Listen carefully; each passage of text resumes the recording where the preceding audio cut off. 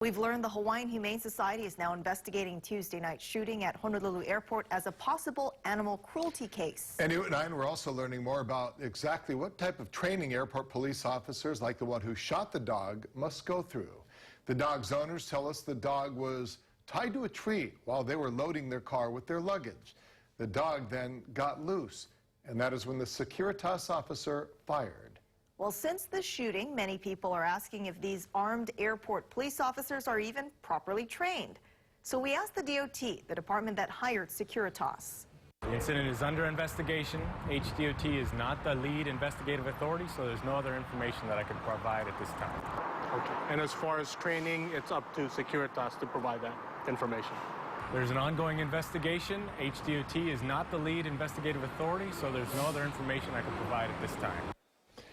Now, late today, we received nearly 400 pages of documents, the state's contract with Securitas. And after digging through it all, here's what we found out. The contract says the state has stringent qualification standards for security personnel. The officer who shot the dog is an airport police officer, and they must be able to exercise sound judgment, maturity, have a clean criminal record, and be free of any mental or emotional disorders. The contract says airport police must go through firearms training twice a year, and once a year they're trained on use of force, including deadly force. In addition, they're also required to take an Aloha Spirit training class, which basically teaches them the courtesies, customs, and hospitalities practiced by the visitor industry in Hawaii. Even with this new information, we still don't know the details of the training, like how many hours and what they're taught.